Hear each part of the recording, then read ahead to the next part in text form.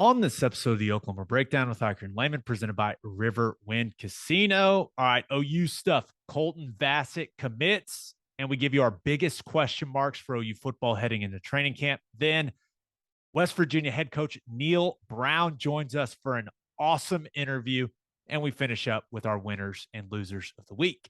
Please download and subscribe to the podcast, rate it 5 stars, and write us a good review. Follow the show on Twitter, Instagram, Facebook, and YouTube. Just search Oklahoma Breakdown on any of those, and you'll find us. All right. Our man Michael Hosty will kick this thing off. It's time for the Oklahoma Breakdown.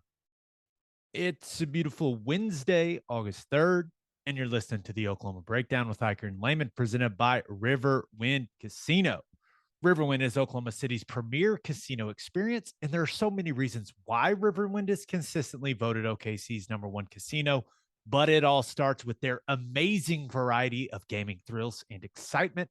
Riverwind's beautiful, award-winning environment plays host to more than 2,800 of the latest electronic games with a huge selection of table games, including blackjack, blackjack match, roulette, and Teddy's favorite, craps.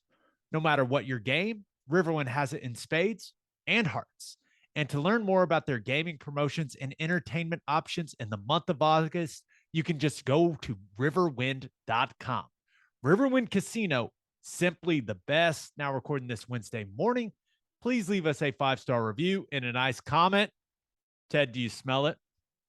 You smell Smells it? like football, doesn't it? It smells like football. Training camp starts Friday for the Oklahoma Sooners. Do you feel like you missing something? Do you have that sense of like I'm supposed to be somewhere? Get the anxiety this time of year whenever I'm starting to see everyone reporting to camp. I feel like it's almost like I feel like I slept in, missed the alarm, and I'm supposed to be somewhere. There's like a panic that sets in.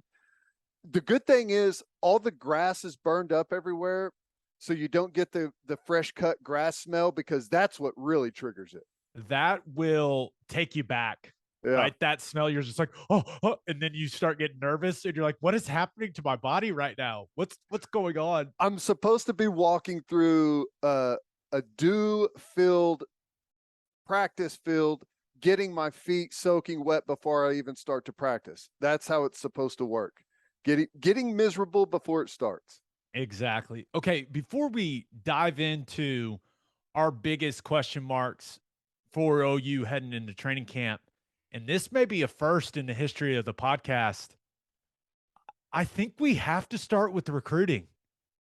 Mm-hmm. It's been because wild. Colton Vasek, am I saying that right? Yeah. Colton Vasek, 6'6", 230-pound edge player. He's the 153rd overall ranked player in the class of 2023, has committed to Oklahoma. And Ted, this whole thing kind of came out of nowhere, man. Everyone thought this guy was choosing between Oregon and Texas, and gets to the party at the Palace last weekend and commits right after. Whoa. Yeah.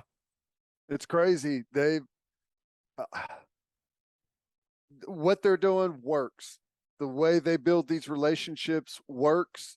The way they have set up everything, not just football wise, the sole mission. The parents love that, speaks directly to the parents. I know everyone is panicked about don't commit here if you're going to want to still take trips everywhere else, right? All of that stuff. The staff is genuine. They're real.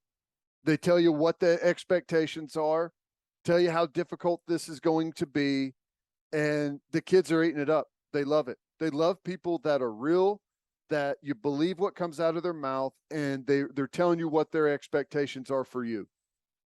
Yeah, there's no doubt that the message this staff is presenting and relaying is landing with these players and their parents. And you look at what they're starting to do on the defensive side of the ball from a recruiting perspective. There's no doubt that Brent Venable's reputation plays a huge role in that. I mean, there's absolutely no doubt. But looking at Vasek committing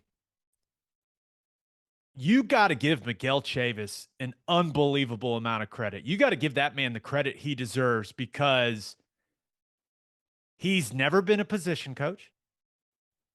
He's never coached a game at Oklahoma as the defensive end coach. This defensive staff has not coached a single game as, for Oklahoma. And Chavis was able to convince a big time recruit who played at a school that players just never go to OU there at Austin Westlake, whose dad played at Texas. He convinced that guy. And if you just look at Vasek, the guy looks like he should go to Texas. I mean, when you look at the hair, it's just, you're like, yeah, that kind of looks like a Texas guy. All of that was working against Miguel Chavis. And he attacked the recruitment with passion and energy. And he got him. Now, I know he's still got to sign in December. I understand that. But for him to go get that guy with all those things working against him, it makes you think that Miguel Chavis is going to be an absolute superstar as a defensive ends coach. Yeah, and here's the thing that I think is the most impressive.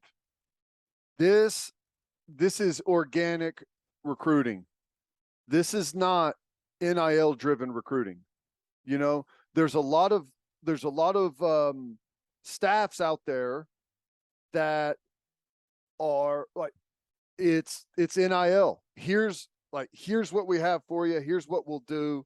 And I'm not saying that Oklahoma isn't prepared to do stuff like that, but that's not their go-to message, right? And there's a lot of schools that this is their end, right? This is the way that they can compete with the big boys, and the NIL stuff is like top of the list for a bunch of schools. It's not for OU.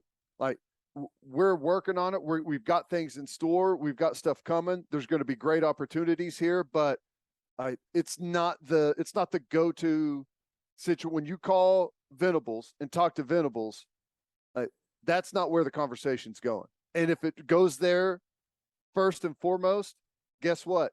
You're going to the back of the list. That's not what they're looking for. Yeah.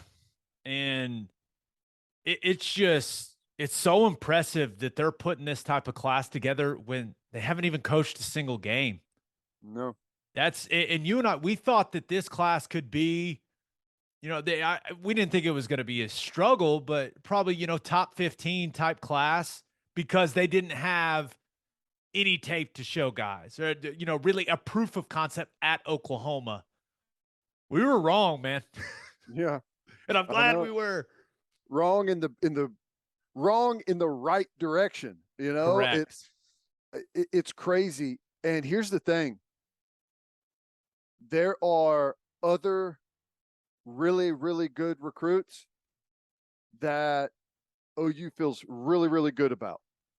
And if they land the guys that they feel like they've got a good chance at landing, there's a chance that Oklahoma can be maybe as high as the second ranked recruiting class whenever it's all said and done. If they land all of these guys, they've got commitments, and we've been around long enough to know that it ain't good until the ink is on the paper. But here's the other thing. Even if they don't land all of the guys that they feel like they're going to, the current guys that they have committed right now, it's going to get even better. I just like thinking about it. Vasek is the 153rd overall ranked player. I think by the time it's all said and done, he's going to be higher than that. Right. Same thing with Adibare. Adibare was 3-star a couple of months ago. Now he's a high 4-star. I think there's a chance the kid earns a 5-star before it's all said and done. Like Pachotti's a 3-star backer. I've seen a lot of backers in my life out of high school. That kid is not a 3-star linebacker, and he's going to IMG. He's going to have a 4-star. Like, so even the guys that they have right now, I think those rankings are going to continue to climb. And we've already seen that for a lot of guys. When you look at, and I'm not going to pretend I'm a recruiting expert, right? But I cannot remember especially along the defensive front, right? Defensive tackle and at the edge position. I can't remember being this excited about a potential OU recruiting class at those positions. And just looking at the guys that are committed, right? Not David, DJ Hicks. Does he go by David or DJ? We need to figure out. I've heard DJ. Let's just call So him DJ then. DJ yeah, Hicks, who top defensive tackle in the country, right? Who OU feels really good about landing. Now, and a lot of people think he's the best player in the class. right. So you've Arch got Manning him. included. I mean, we haven't even, Derek LeBlanc committed this. Is it Vasek or Vasek? We got to pick one. I said Vasek. You said Vasek. I think it's Vasek. We'll go with Vasek for now. We'll correct it. If Mr. and Mrs. Vasek want to correct us, that'd be fantastic. Please help. But just looking at the group they have committed right now, it's a really solid group. You add Hicks to that, and oh my goodness. And you look at just the combination of edge players, right? Adibare and Vasek. That's about as physically imposing of a duo of edge rushers that I can remember OU having in a recruiting class.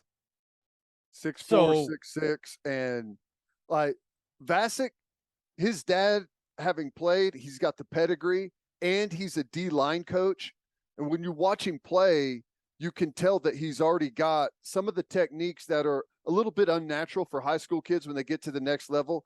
He's already got some of those. Now he plays high, he's 6'6", of course he does, but some of those, he's still got a lot of room for improvement, but he's already got a really good grasp of the position. So it's amazing. Yeah. And physical. Yeah. Right? I mean, you watch the highlight tape, you see him slamming Jackson Arnold into the turf and you're like, okay, all right. So it is, man, it's exciting times right now at Oklahoma when it comes to recruiting. And it seems like with some of these commit, right? I know the Vickers kid making a decision here in the next couple of weeks, a couple other guys that they feel really good about making a decision here in the near future. So, man, it feels really positive right now. And it feels like it's only going to get better, man. Yeah. Well, one thing, this is what happens whenever you embrace change. For whatever reason, the last regime did not want to mention, talk about, acknowledge that OU was going to the SEC. For whatever reason, it was like a taboo topic. Like, you don't even, like, don't bring it up. Let's not talk about that. As soon as Venable, like in his introductory speech, he's talking about going to the SEC. And I think that has a lot to do with some of these defensive players coming. For the longest time, if you're going up against these SEC schools in recruiting, they hold it over your head that the Big 12 doesn't send defensive players to the NFL. They just don't do it. Like, you can't go there if you want to go to the league. And by actually talking about it and be willing to say that we're preparing to go, we're making that jump, you're going to be a part of us making that transition, I think that's helped get those defensive guys on board. Yeah. No, I completely agree. Them embracing that, they're using it to their advantage. There's no doubt, but they've got the 6th ranked class right now in the 24/7 Sports composite, and it's going to take some time for me to get used to OU landing big time defensive recruits. Every time I see it, I'm like, wait, what? So I just give me time, Ted. And I think I'll become more comfortable and more used to it. Well, they're already considered to be the favorite for the next year's #1 defensive lineman. And I think either 2 more 5-star D lineman or 1 more 5-star and a high 4-star D lineman for next year's class. Yes. Yes. Okay. There's a reason that the negotiations over Todd Bates were, lasted quite a while. Yeah. Okay. Let's talk training camp and a little information, a reminder that, some of the training camp rules, they changed them. Right. So the acclimatization, acclimatization period. It used to be 5 days. Now it's 7 days. So those first two practices, and OU's first two practices will be Friday and Saturday. Those are helmets and jerseys and what you call kind of spider pads, right? You cannot wear shoulder pads. But then your next 4 practices can only be in shells, which is helmets and shoulder pads. So OU actually won't go full pads until next Thursday with how the new NCAA rules are. So there's a buildup to this thing, but that doesn't mean we still shouldn't be really, really excited. I know. That's a crazy buildup. That's so. I don't want to get hung up on something that doesn't matter, but that's so stupid. If it's going to take you a week to be able to get acclimated to what you are playing football in, well, then you need to be able to wear some of that stuff in summer workouts to eliminate that. I'm not even going to attempt the word. You know what I'm saying? Acclimatization. Nailed it. Yeah, you've got to. Like, you shouldn't have to go a week into training camp. You don't have that much time. Shouldn't take a week into training camp to be able to go to full pads. Although, you know as well as I do, helmet, shoulder pads, and shorts is full pads. And ask any lineman, we'd rather just have pads on, because you come out of those first 2 days of camp and you just have bruises like all over your chest. Yep. From other human beings putting their face mask into your body. It's awful. Just give us the pads to start, please. It's dumb. It's what happens when people that either didn't play the sport or haven't played the sport in a really long time make the rules.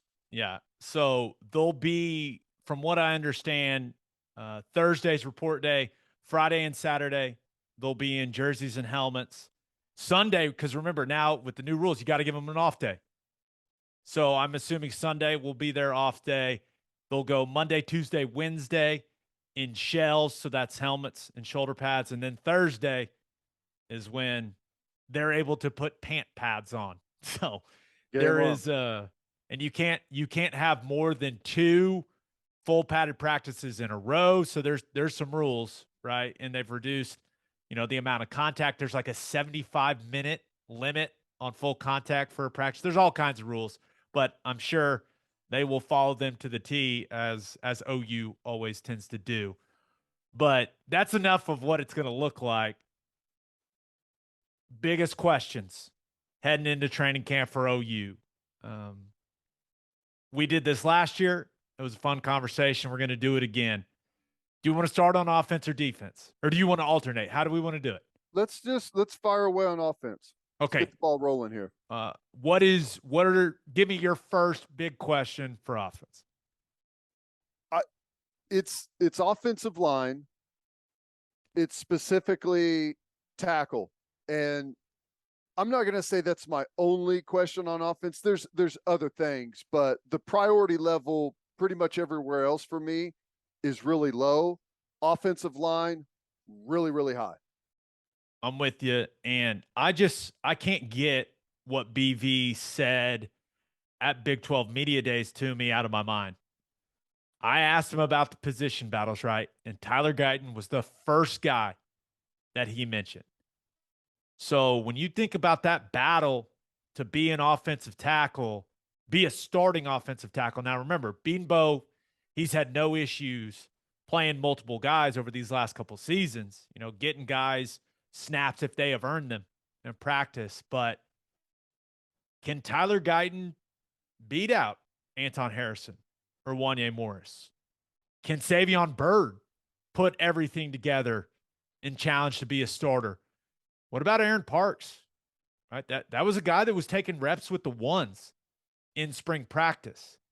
So I think that out of all the position battles on offense, offensive tackle is the most interesting. I really believe that. And I think that it is very much an open competition. We assume that Harrison and Morris are going to be the guys, but I don't think those guys have those jobs locked down. I really think that whether it's Bird or Guyton or Parkside, I think someone can go and take it, and I'm interested to see if that happens. Yeah, Venables came on my radio show yesterday, and I asked him about position battles, and the first one he talked about was offensive tackle. And I thought it was really interesting the way he answered it. He talked about Harrison, and it's the same thing that you said all last year. Is he Venables said he has to be consistent. You can't have flashy plays here and there and then just be up and down. You got to be consistent. You've got to be an every single snap kind of guy. And then he talked to Wanya Morris, and very direct again. Wanya Morris needs to get the most out of his potential. Like, he needs to squeeze everything that he has out of his athletic ability. And he said he's had a great summer and he's working on that. But those two guys, very direct in criticism, whatever you want to say, that things that they want to work on, very direct. So I think that's going to be the spot to watch on offense. And the good thing is, don't you feel good about the depth there? At least guys that are competing for the starting jobs. Yeah, for sure. I do. Especially not only I feel good about the level of talent there. I think I feel better about it this year than I did last year, just from the conversations I've had. But the one thing I like about that entire situation is every one of those guys, they know the jobs are essentially up for grabs, right? Mm-hmm. So, sometimes you go into camp and you're a backup and you're like, man, do I really have a chance to win a job, get on the field? Tyler Guyton and Aaron Parks and Savion Byrd, yeah. So they better have that attitude and bring it to the practice field for training camp, because I'll tell you right now, man, Bill Bedenbaugh will play whoever he can trust. Mm-hmm. He will. He will stick the guy out there who he knows what he's going to get from. He can live with that. He does not want the ups and downs. So if Harrison and Morris aren't showing a level of consistency that is satisfactory to Bedenbaugh, don't be surprised, man. I'm just telling you now. We'll see how it goes for that entire group. But yeah, that'll be a fun one to keep tabs on, man. And it's clearly an important position also. Yeah. And one more small note that I didn't think about until just now. Did you watch any of Venables' press conference yesterday? Watch the entire thing. One of the questions was interesting, and he just kind of somewhat dismissed it, but he really didn't. Someone asked about position changes. Are there going to be any position changes? And at first he's like, what do you mean? He's like, all the guys on offense are still playing offense. All the guys on defense are still playing defense. But then he said, there may be some moving guys from the outside to the inside and some things like that. But as far as big time position changes, I don't think so. So when you start talking about tackle, there's the potential, maybe if a tackle battle's going really well, you got two guys that are playing really good, and maybe you're not having the play that you want on the inside at guard, that we've seen Bedenbaugh move those guys around, in to out and out to in. I think Savion Byrd would be a good guard.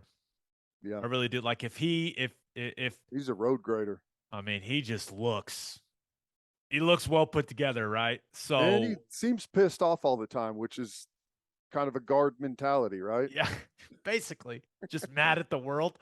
Yeah, I think that's also something that we need to keep track of, because ultimately your goal is get your 5 best on the field that play well together. That's not always your 5 most talented. Mm-hmm. Get your 5 best that play well together. So we'll see. We'll see what it looks like, man. But that is the offensive tackle battle is going to be fun. My question mark for offense, it's not very exciting. QB2. I know that It's not exciting until it is, yeah, right? I know that we're all excited about what Dylan Gabriel can be in Jeff Lebby's offense. We all have high expectations for him. We think he's going to produce at a high level. But the backup quarterback situation is interesting. I mean, and I think that Lebby and that offensive staff, they're looking for a guy to separate himself from the others in training camp. I mean, there's no doubt that Gabriel's the starter, but between General Booty and Davis Bevel and Nick Evers, those guys are going to be battling for that QB2 spot. And you never know what can happen in football, man. I mean, just ask Dylan Gabriel how last season went for him, right? With the collarbone. He can roll an ankle, he can get a stinger, whatever. Like, they will need the backup quarterback to make a play or two at some point in the season. So I want to feel better about the backup quarterback situation when OU comes out of training camp. I want the coaching staff to feel better about it. So whether it's Booty, Bevel, or Evers, one of these guys needs to outplay the others and make it crystal clear that they are QB2. Yep, I agree. And I think it's going to be Booty. People have always said you're a big Booty guy. I am. Always have been. He's got the pedigree. His route to where he got at Oklahoma is a fascinating one. Just kind of how he flew under the radar as a high school recruit. Played at, I think, 4 different high schools. During the COVID period where coaches couldn't go out and see guys. So he just kind of, just like I said, flew under the radar a little bit, but really athletic, really competitive, super tough. I think he's got a good chance to fight for that number 2 spot. Yeah. It's good. I know it's not the most exciting thing in the world, but it is important. And also, that relationship between QB2 and QB1 is important, right? Being able to support the starter. Like, there's almost a therapist's role for the backup quarterback. So who emerges as that guy that will be kind of the sounding board for Dylan Gabriel throughout the season? That I know right. I know it's stupid, but it is important. It's so funny. A quarterback throws an interception and jogs off the field. There's the second quarterback going like, hey, that wasn't on you. That, he ran the wrong route. It wasn't a bad throw. I saw the perfect example of that when I was in Detroit with Matthew Stafford and Dan Orlovsky. Dan was that guy for Stafford, right? He was his eyes on the sideline. He was the guy that could speak the language and talk things through with Stafford. And it's important. I know it's a boring conversation, but I do believe that role of backup quarterback is important. Okay, you got any other big questions on offense? I got one more. Well, I think I don't have a question with how I think Cam's going to go. I think that Gray's going to be the guy at running back. He's your most versatile. He's, athletic, got some moves in the open field, obviously good catching the football. And I think that he's going to be the guy. But Venables continues to make it a point to talk about Marcus Major.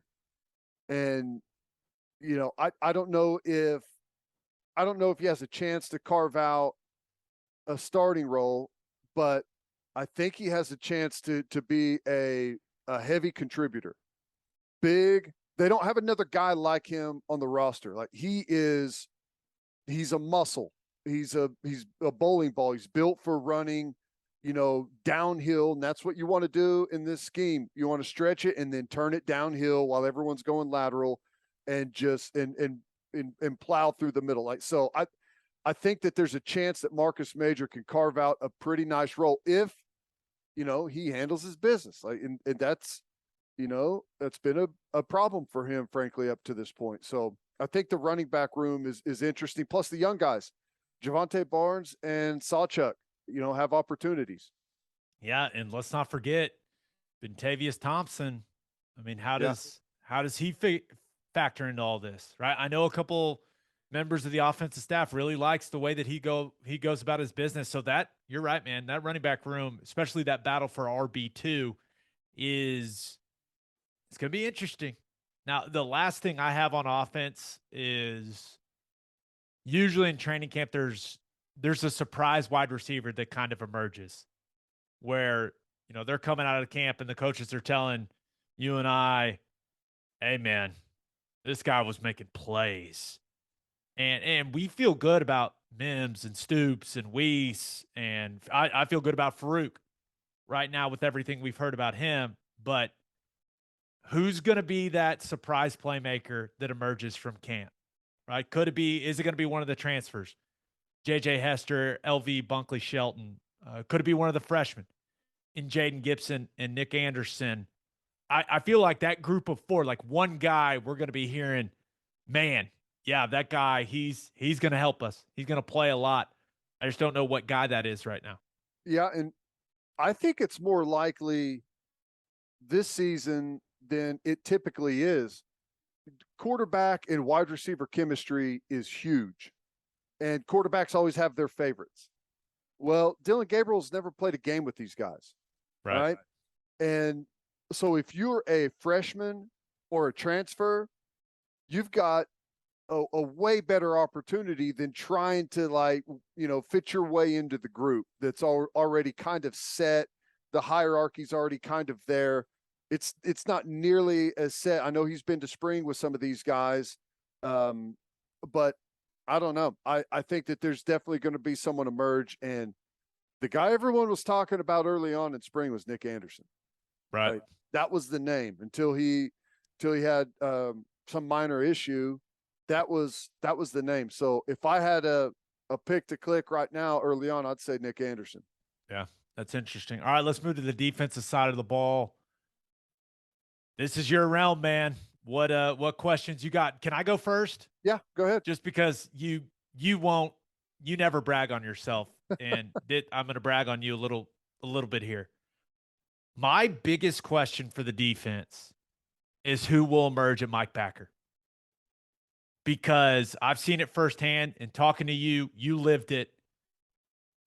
BV puts so much on that position when it comes to directing traffic for the defense. I would like to see, and I kind of hate this term, but I would like to see an alpha emerge, whether it's Stutzman or Agwebu.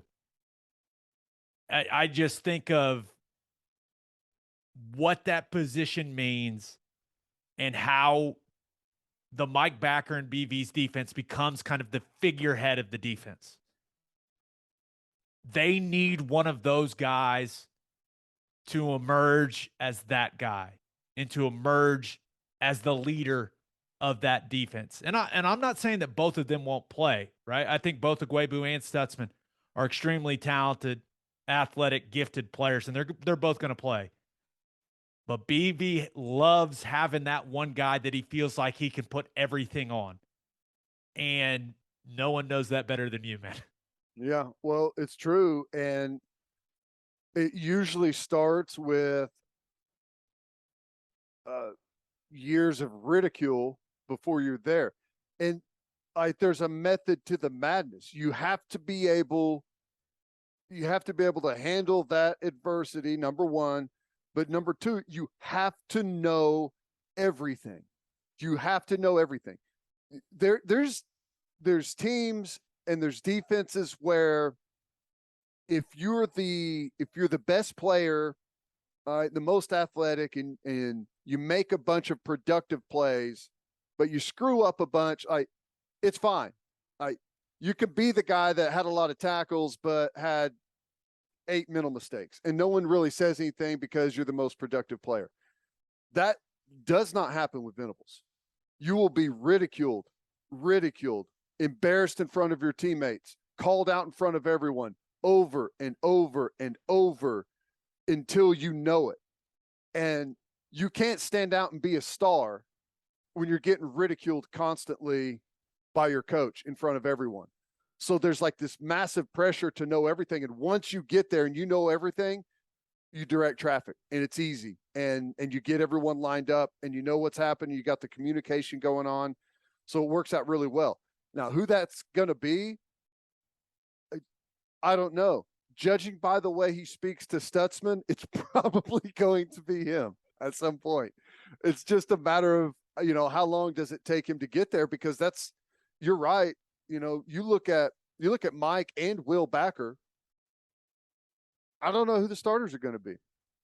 I mean, and I think that there's definitely capable guys that can play both of those spots. And I feel good about whoever that combination is going to be. Yeah. But it's definitely going to be critical. Like that's like not necessarily who wins the battle, but that someone does win it, if that makes sense. Yeah, that someone emerges. Right. Yes. Right. To be that guy, I think is, like you said, I think it's critical. All right. What do you got? Defense, biggest questions. I think I feel good about inside backer, like as far as like, as long as someone emerges, like we talked about, both of those spots are going to be critical. I feel pretty good about safety. I think Bowman and Key Lawrence are going to be the guys there, but there's some good talent behind them.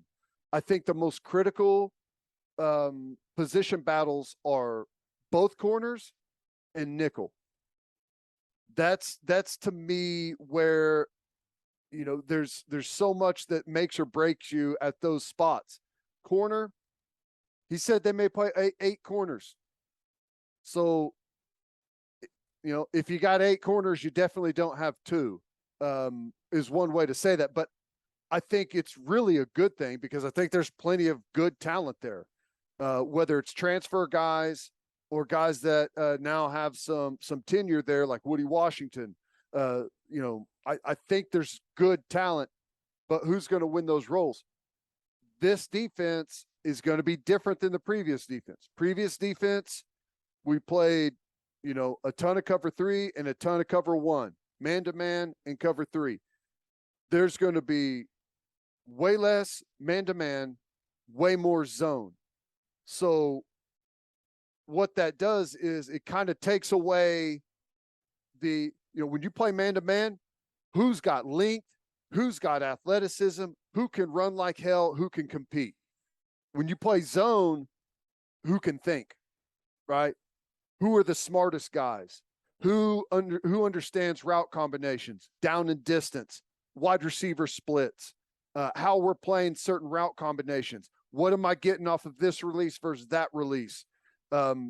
Just it's a little bit different. Now, obviously, you always want the most athletic guys, but playing more zone leaves the window open for some of the guys that maybe don't have the athletic skills, but can think it and can make plays and be in the right spot and get interceptions. And the other thing that's going to be important, tackling. When you're in zone, you're in the fit. A lot of times you're required to be in the fit for the running game, for the screen game, and you've got to be able to tackle. I think tackling is going to be critical for that position battle as well. Yeah. And if spring practice is any indication, there will be plenty of tackling. Oh yeah, when they're in full pads, so they'll have a pretty good understanding of what corners want to come up and make some plays. But yeah, man, I feel really good about Woody Washington being one of those 2 guys. Mm-hmm. Just from hearing BV talk about him after spring ball, talk about his level of consistency. But I think that other spot is. That and the nickel spot are wide open. I will say this. I really appreciate what Justin Broyles brings to the team. I do. Leadership. The guy cares, right? Which is important. And they brought him to Big 12 Media Day. He was there. So that meant something to me, but I feel like we know what his ceiling as a player is. So can someone that maybe has some more physical tools get on the field in front of him? And what how does that change the ceiling of the defense? I don't know, but I know he's reliable, he's a good leader and all those things. I'm not trying to say, hey, don't let that guy play. No, no, no. He deserves to play. But there are guys on this roster that have more length and more athleticism. Will those guys be trustworthy enough for BV to put them on the field? Harrington. Please get your stuff right. He's had a good summer, had a good spring. He's competing at the nickel spot. Incredibly athletic, incredibly explosive. If he can get that spot down, look out. Look out, because you all of a sudden go from a guy at nickel, like, and just like you said, I a lot of respect for Broyles. He does a lot of things well, but he's not that big, not that fast, not that explosive. He's in the right place. He does the right things, and that's what you have to have. It's more important to have guys that are in the right place than great athletes that get you beat. But if Harrington could ever pull it together and be able to match what Broyles can do mentally, it's an absolute game changer. And back to style of defense. Nickel previously incredibly difficult. Why? A lot of man-to-man. A lot of man-to-man means you're covering that slot receiver, which is usually a guy like Mims, fastest guy on the field, quickest guy on the field, targeted for a lot of stuff, a lot of route combinations to try and get that guy open to get first downs. That's really tough. Zone, not nearly as tough. Beat the shit out of him on the line of scrimmage whenever he comes off. Use your size, release him if you're releasing the seam. Like there's a way more tools at your advantage there if you're playing zone with the nickel instead of man-to-man.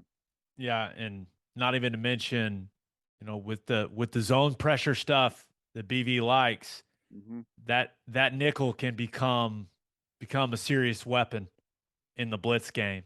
So in Harrington 6'3", 210, 215. Yeah. So we'll see.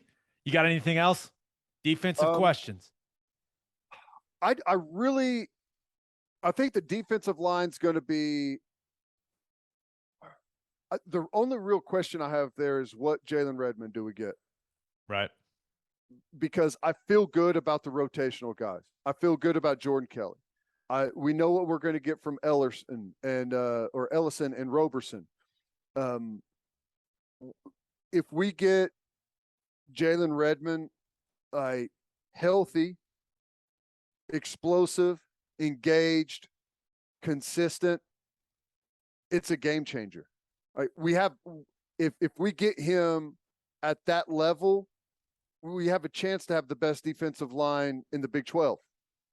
With where I think Downs is going to be, with where I think Stripling is going to be, if you add an interior guy like Redmond that is just, flying off the ball, causing all kinds of disruption on the inside, that turns into a hell of a combination. But the problem has been with Jalen Redmond, you can't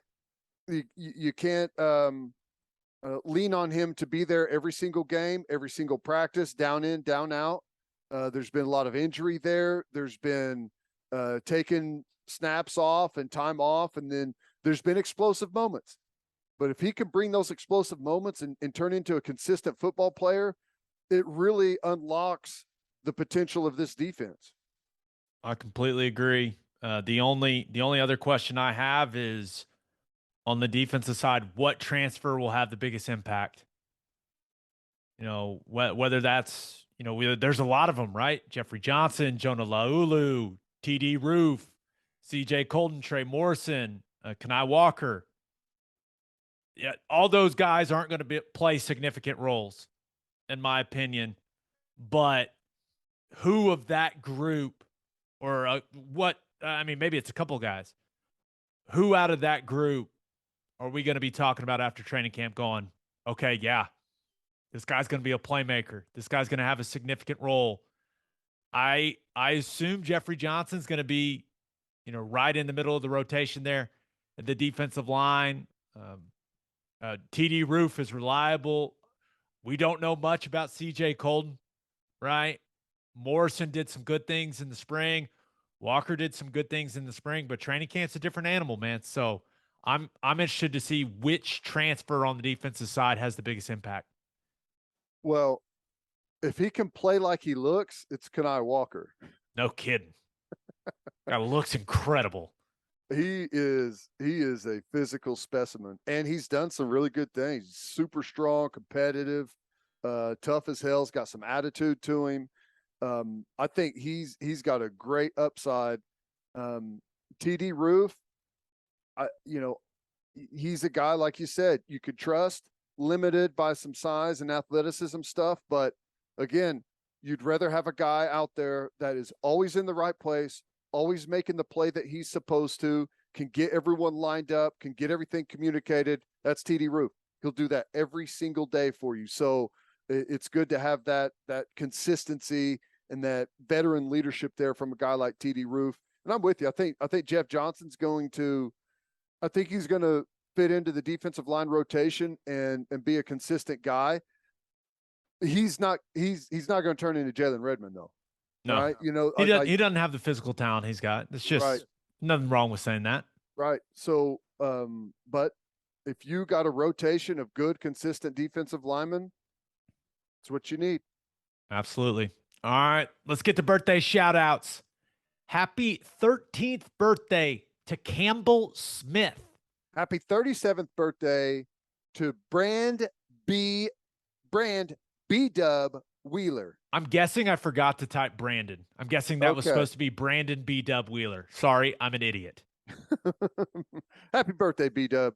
Or is it supposed to be Brad B Dub Wheeler? I don't know. This will be a treat for Brandon or Brad. B Dub, my man. My apologies. Was it Brand? Was that the guy's name in the Big Lebowski, or was it Brant? Maybe it was Brant. Happy 37th birthday to Jenna Lutz. Happy 39th birthday to Will Miller. Happy 40th birthday to Allison Goodnight. Happy 45th birthday to Jamal Frisbee. Happy 50th birthday to Tori Crawford. Happy 60th birthday to Lloyd Whittlesey. Nailed it. Happy birthday to Matthew Ott. Happy 22nd anniversary to DeWitt and Amanda Smith. DeWitt. I'm going DeWitt and Amanda Smith. DeWitt and Amanda Smith. Yeah, it's their anniversary. They'll be doing it. So nice. All right. Hey, we've got an awesome interview with West Virginia head coach Neal Brown. But first, the only place to stop when you're road tripping is Love's Travel Stops. Love's has over 600 locations in 41 states, offering 24-hour access to clean and safe places. Whatever your road trip needs are, Love's has it. Fuel, fresh food, all the snacks and drinks, including, yes, my favorite, Java Amore. That coffee is fantastic. Love's also has you covered if you forget your phone charger or headphones. They've expanded their mobile to-go zone so you can grab any of that stuff there. Make sure you download the Loves Connect app for exclusive offers from today's most popular brands. The Loves Connect app also includes a route planner and store locator. When you see that red neon heart on the highway, stop in and say hi at Love's Travel Stops. For a full list of what Love's has to offer, visit loves.com.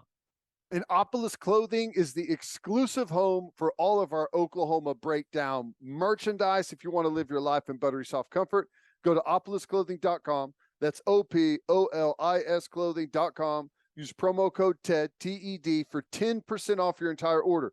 You still get a discount on all the OU and OKC Thunder gear as well. It's opolisclothing.com. Use promo code TED for 10% off. Buttery soft and 10% off. Make sure you send your kids to Bishop McGinnis Catholic High School. Bishop McGinnis Catholic High School has a long tradition of educational excellence. With a 12-to-1 student-to-teacher ratio, no student is overlooked. Bishop McGinnis's college prep curriculum offers 22 AP courses. There are numerous clubs and organizations for students to join. And as a proud member of the OSSAA, there are 14 sports offered. If you want to provide the best possible educational and spiritual development for your children, contact Bishop McGinnis Catholic High School or visit bmchs.org. Remember, financial aid is available. All right, here he is. Here's Neal Brown. It is our pleasure to be joined by the head football coach of the West Virginia Mountaineers. He has also taken quite the liking to giving me a bunch of shit every time he sees me in person. Neal Brown is in the house. What's going on, man? Gabe, I'm good. I mean, here's the thing. Sometimes it's an easy target. Like at media days when you wear Rolexes, it's an easy target. Oh, man, you just can't hide it. You just can't hide it. You can't hide money. And the other thing too is, I don't know if he told you, Teddy, but like the whole radio crew wore the same like shirts. Ah, matching, huh? That's nice. I did not wear the same shirt. Gucci shirts across for the radio crew? No, we just one other guy had a shirt on that also had like a floral pattern, and I was wearing just like a floral G4 golf shirt. It was a very reasonable shirt selection. It looked coordinated. And I'm not even sure where you buy these shirts. Honestly, I think that was a gift from my mother-in-law. No, I appreciate you having me on. I'm looking forward to it. Okay, you are one of my favorite guys when it comes to talking about the state of college football right now. And I know that this answer is probably going to go a lot of different directions, but what is it like being a head football coach right now in college football? Is this what you want to talk about for the whole podcast? You've got to be able to adjust on the fly. You know, I'm talking about since March of 2020 is our whole business for so long was based on routine and a rhythm. And you knew what was, in January, you had the AFCA convention, you had official visits, first weekend was signing day, then you start your winter program. And this was the way it was. And now there's so many things that have changed in the last 2.5 years that there's no constants anymore. And so you've got to make plans. You got to still be able to plan and prepare, but you can't be rigid. And you've got to be able to go with the flow, and not only go with it, you can't be rattled. And you can't, whether it's conference realignment, whether it's name, image, likeness, whether it's a transfer, whatever it is, it's like you got to be able to attack it head on and cannot be rattled. And so I know that's a kind of a quick answer, but there's a lot of things that are happening right now in our business.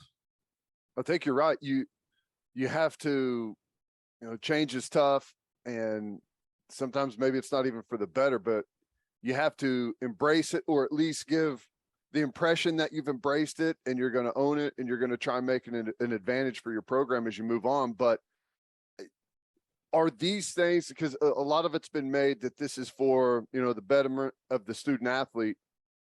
Do you think that these transfer portal, NIL stuff do you think that those are actually better for the players? Well, I'll even take it back. Here's where we're at. We're in a huge phase of player empowerment, and it's a direct result of leadership in college football turning a total blind eye of the world changing. When the TV money got so big, an easy solution was just to share revenue. I mean, literally, we could stay on the really kind of the old model, share revenue, give the players a piece of it, which they deserve. And we wouldn't have this onslaught of just change that's happening. And so it probably could have been avoided if you just let guys sign autographs. Sell their jerseys. It could have. Here's the thing: share revenue and get rid of the 3-year rule where you had to wait 3 years to play in the NFL. If those two things would have been adjusted, then we wouldn't be in the mess we're in right now. But that's hindsight, because we fell asleep at the wheel. Like we just, the world was changing, in college athletics, in particular college football, just did not change. And so here we are, we're in a period of time where the change is happening so fast that the people in charge are having a hard time keeping up. And so is it good for the players? Like, let's think about this. All right. So name, image, likeness, is that good for the players? Absolutely. It is. But without boundaries, not sure.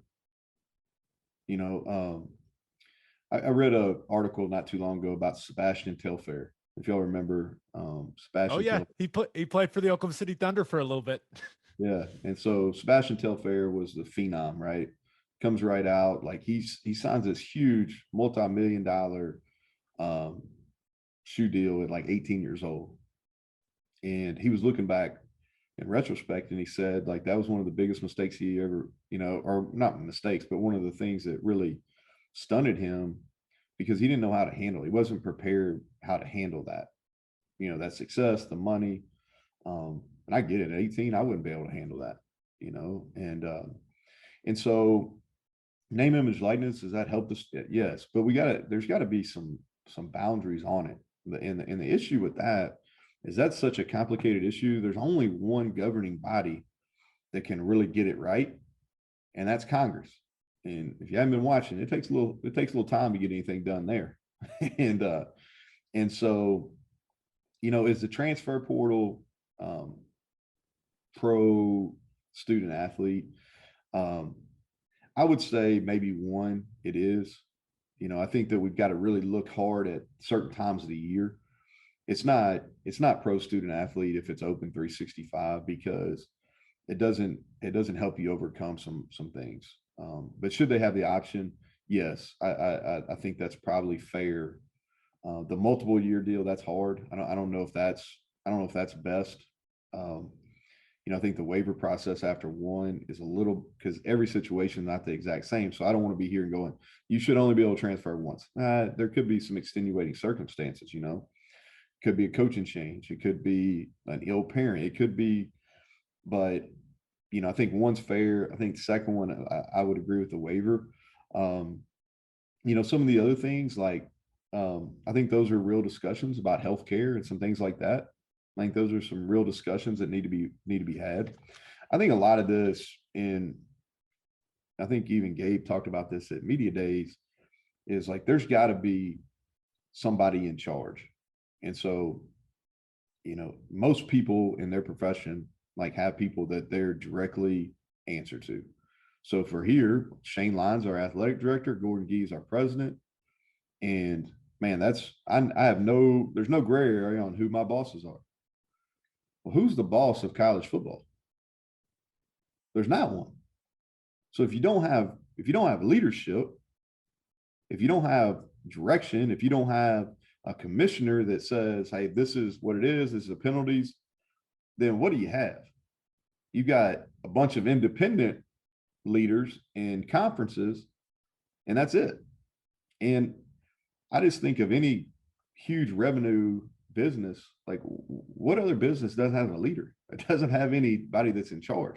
I mean, I'm asking, do y'all have anybody think about it. I don't know of another major revenue generator like college football that doesn't have leadership. I don't think that exists other than college football.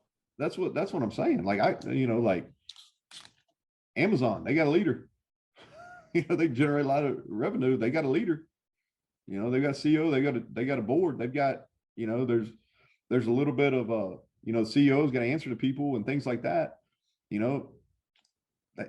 But college football, we got nothing. There's no centralized leader. And until we figure that out, until we figure out the leadership structure, then we're going to continue to have issues. So, and I know it's hard to predict the future, but right, with OU in Texas making the move to the SEC eventually, with USC and UCLA both going to be Big Ten schools, right? Like, you're a guy that always is forward thinking. Where do you think this ends up, man? Well, I think that you're gonna see a conference structure that looks different. You know, I can see it easily going to 4, maybe even 3. Um, you know, I think that at some point, I don't know what the time frame on it is, but there's going to be a clear division. You know, whether that's 60 schools, whether that's 70 schools, whatever it is, there's going to be a clear division, and it's not going to be 131 Division I teams. Like the Division I structure is going to be different. But then it goes to, okay, again, it goes back to the leadership or the governance. Who governs those 60 or 70 schools? But it's definitely going to change. Everybody likes to throw out this like employee, and from a legal standpoint, like they're like the players are never going to be employees. But the model is going to be different than it is right now. It's not going to be, in my opinion, in the future. How many years I don't know, but it's not going to be where, hey, it's a full scholarship and that's it. There's going to be, you know, some revenue sharing at some point, I believe, and that's just me. To me, and sitting here in Morgantown, West Virginia, just saying, hey, I can see this happening in the future. How's all this affected recruiting?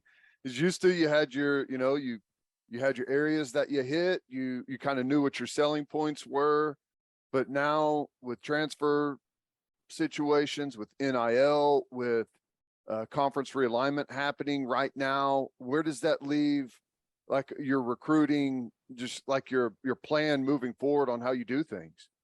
Well, I think that the first thing is you're no longer sitting there thinking 4 and 5 years in advance. You're building teams, you know, and that's college basketball has probably been doing this for the last 2 years, maybe last year, but for sure this year in college football, that's going to be the model moving forward. We got 33 new scholarship players that came in our program this summer. And so, and you add another 15 to 20 walk-ons, you're talking about, we've got close to 50 of our 120 players are going to didn't go through spring. You know, and so like it's challenging every, you know, because you think about guys, when you all played, you had winter workouts, and that's where you really kind of grew your leadership, and you had some shared sacrifices. Then you went to spring ball, and that's really where you won a job. And then there'd be the rare late transfer or the rare true freshman that come in and make his way through fall camp, and they would play. But in winter and in spring ball, you really kind of grew your team. Then you went through summer workouts, got in shape for fall camp. Man, that's a totally different model now. You think what I just said, 33, we got 33 new guys. And we're not, it's not like we're a unicorn in that. You know, I mean, there's a bunch of teams that are just like us. And so now, you know, your winter in your spring, it's not necessarily deciding jobs or deciding your leadership like it used to be. Your summer now is way more important. And then your fall camp, you got way more position battles in fall camp than you've ever had. And then from a recruiting standpoint, what it does is you've got this balancing act of, okay, is portal compared to high school recruiting. And then in high school recruiting, like how many of these developmental types do you need to invest in? And then your transfer portal, what's your niche? You know what? Because I think, you know, every school's niche is going to be a little bit different. So what is your niche? And so the recruiting has completely changed. And the other thing about recruiting now is it used to be such area focused. And now what you're seeing more is more positionally focused because of the ability to transfer. And so you've got to have a really good relationship with your position players. And so you've got to start that 2 years in the recruiting process now, you know, but it's completely changed. And then you won't have a recruit that does not ask about name, image, and likeness. There's not one guy that comes through my office that the kid or the guardian or the parent or the coach doesn't ask about name, image, likeness. And for us to act like kids aren't making decisions is partly because of that is a joke to me, because that's not the world we're living in. It comes up. Now, is it more important to some than others? Absolutely. but everybody's asking about it. That's interesting. I feel like I could talk to you all day about this stuff, but I do want to talk about your football team a little bit, and most notably week 1, right? The backyard brawl is back, West Virginia, Pitt, and I'm sure you wish it was at home and not there in Pittsburgh, but just how cool is it to have that game back, and how cool is that you're starting your season that way? Well, you talk about a game that means a lot to our fans. It's this game. I mean, we've got songs like just that our crowd, it doesn't matter. They'll break it out. I've heard them at Little League softball games, like break out songs about Pitt. I mean, so it's a legit rival. Like our fans are excited. They're fired up about this game, and we've had to educate our players, and I'm sure Pitt has too. It's been 11 years since this game was played.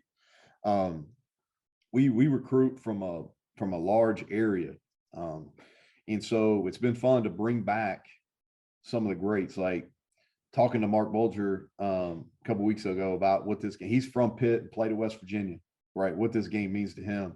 Having a conversation with Jeff Hostetler a couple of days ago about his memories and getting him to share. Listen to Coach Nealon talk about this game and how intense it was during his tenure. And so this is a game that, we used to be at West Virginia. We used to be one of the few schools that was kind of geographic outlier conference wise. Now that's changed, but we still are a little bit more east than most of the teams we play. And so I really feel strongly that we should play a regional rivalry. Now we have 2 in Virginia Tech and Pitt. I don't necessarily like playing 2 because now we're playing 11 Power Fives, and it's from a competitive standpoint, that's not what everybody else is doing. Where everybody else is playing 2 G5s and FCS, we're playing 2 Power Fives, and from a competitive standpoint, what we're doing is not the same as what other teams in our league are doing. But I think it's really important to play a regional rivalry. Like we played Virginia Tech here, which is another rival of ours, and in my office overlooks a stadium, so that's when I'm pointing, that's what I'm doing. But our field right here, that Saturday when we play Virginia Tech, electric. And that when we go up and play in Pittsburgh, I was going to say Heinz Field. I know it's not that anymore. I don't even know how to pronounce it. Acrisure, is that right? That's right. Yeah. So whenever we go up there, our fans will have a big turnout, and that's going to be an electric atmosphere. And when they come back week 2 in 23, it's going to be electric. So it's a fun game. It's given us something to point to, really going back in all summer and during spring ball. We've really pointed to this game because you can't ease into it. Is like Pitt's going to be top 12, top 15 team in the country. They're defending ACC champions. They're going to be ready to go, and we better be at our best to have an opportunity to win there. Quarterback's going to be a big factor for you guys this season. And, everyone knows you got the big transfer in, JT Daniels. What's the biggest key for him? And I think it's interesting, like how you said, almost 50 new guys. How hard is it for a new quarterback through the portal and a bunch of other guys coming in to try and get that chemistry and that leadership and stuff like that moving forward? Well, we've been intentional this summer about working those things. More chemistry, more kind of shared sacrifices and things like that during the summer. So we've been intentional about that. This is not a new system to JT. So JT played in this system in his second year at USC. He knows Graham Harrell, our offensive coordinator. They have a relationship since then. He was able to study once he made his decision. He was able to study our system. He's been here since May. So knowing what to do is not going to be an issue. They've thrown a lot this summer. And so I think he'll have good enough timing. He's got to go into camp and win the job. And then the most important thing for him is staying healthy. If you look at his body of work, and people forget this, like his story, he goes to plays at one of the most prestigious high school programs in the country, starts as a freshman there, graduates an entire year early, like some of these basketball players do. He graduates the entire year early, ahead of his class, goes to USC and he's starting quarterback at 17 years old at USC. as a true freshman, which really should have been his high school senior year. They have a good year. I mean, a pretty good year. They go to bowl game. He wins the job going into year 2, tears an ACL first game. So misses that year, goes to Georgia. Okay. ACL takes a little bit longer, but then he starts the last 4 or 5 games of Georgia's, the COVID year, goes and has a huge comeback win against Cincinnati in the Peach Bowl, wins the job, is the starter, is undefeated. He's never lost a game he started at Georgia. And then he got hurt, so his deal has been when he's been healthy, he's played at a really high level, but he's got to stay healthy. And he knows that. And that's going to be the key for him this year. And one of the main keys to keeping him healthy is the offensive line. And I have to ask you about it. Like the offensive tackle position in particular, I thought was a weakness for you guys last year, but you were playing young guys and getting baptized by fire last season with Yates, Milam. How do you feel about that group as a whole heading into the season? So Milam, we switched to left tackle, and he started last year, our last 9 games as an 18-year-old, and this offensive line is the hardest position to play as a true freshman. Ugh. And tackle is the most difficult because you're on an island and you're playing against some of the freak athletes.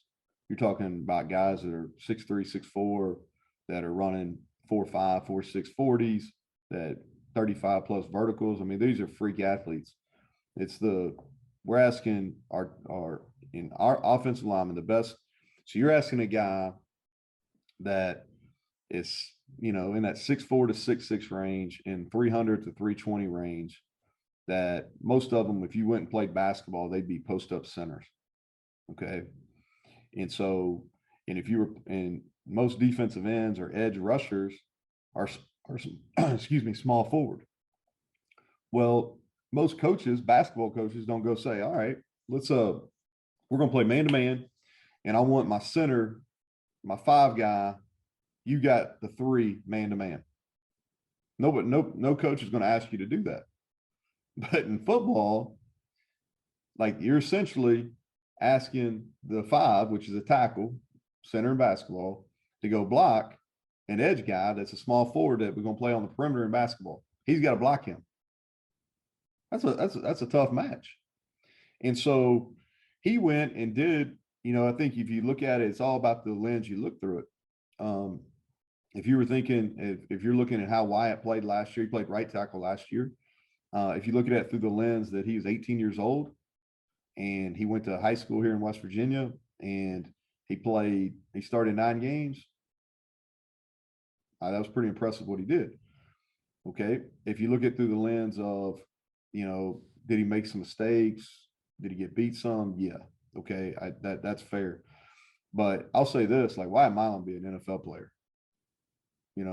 He's a kid, he'll make an all-conference team this year.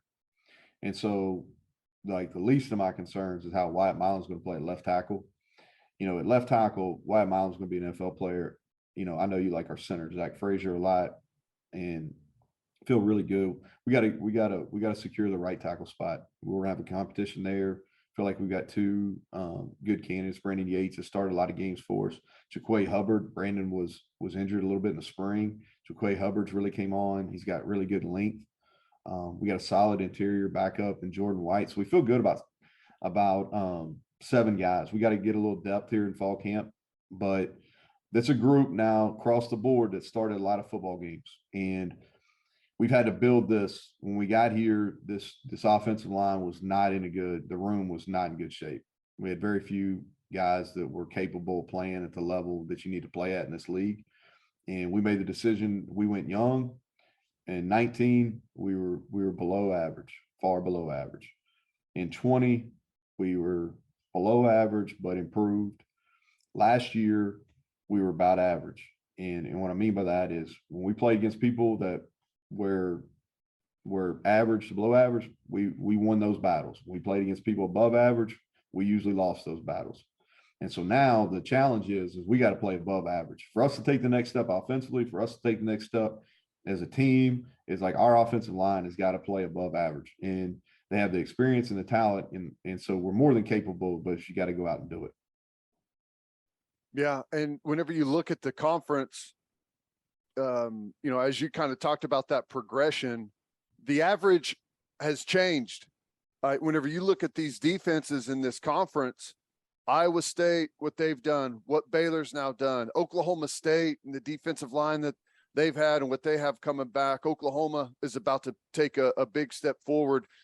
What do you think about the way that this conference has kind of morphed and changed over the years? Yeah, I think that a lot of times we start talking about, everything's about conferences right now, right? And let's not get confused about the number of dollars that you're bringing in because of TV, because your television market, and then actually what happens on the field. Like those are two totally different aspects. So everybody says, oh, the SEC and Big Ten, because they're getting these future contracts. Well, that's fine. That's fine. Yeah. Are they going to earn some more money than everybody else? Yeah, it looks like it. But is their product better than what we're putting out? Because you look at it, like our league defensively, people are getting after people's ass.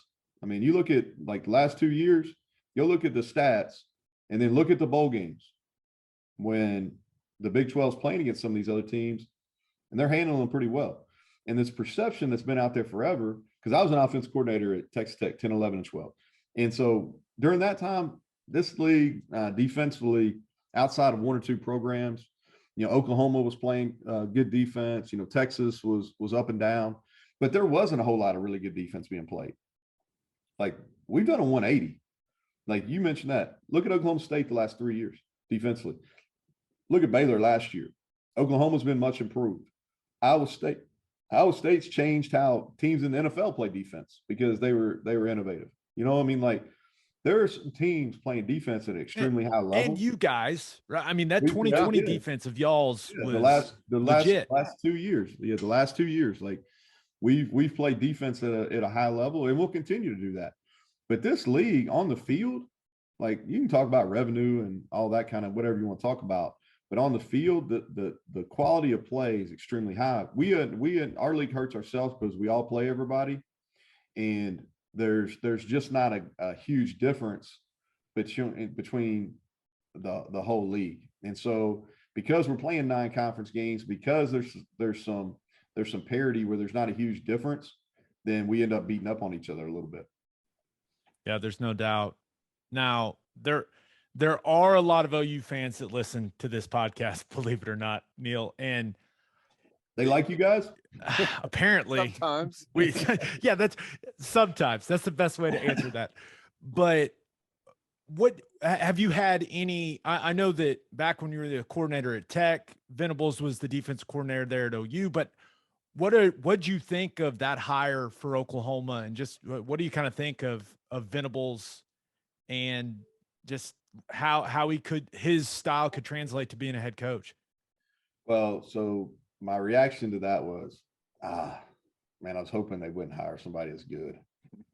But in my head, I knew this is Joe C is as good as anybody in the business. And when that job came open, I don't know, he probably was surprised. But you look at who he's hired, not only in football, but you look across the board in every sport, it's really impressive. And I mean this, like, I think he's as impressive to me as an administrator as anybody in college athletics. And that was the perfect guy. I actually told my wife, Lincoln and I are friends, and so I forget where I was, and that came out, and Brooke and I, my wife, were riding the car. She said something about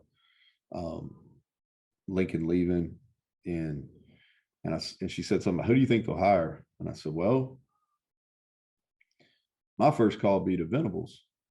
I hope they don't, but that would be my first call. And so I just think that he's impressive to me. Like, I think he's you just talk from a professional standpoint. I got to know him when I was a coordinator at Tech and recruiting Dallas area, and he recruited the Dallas area.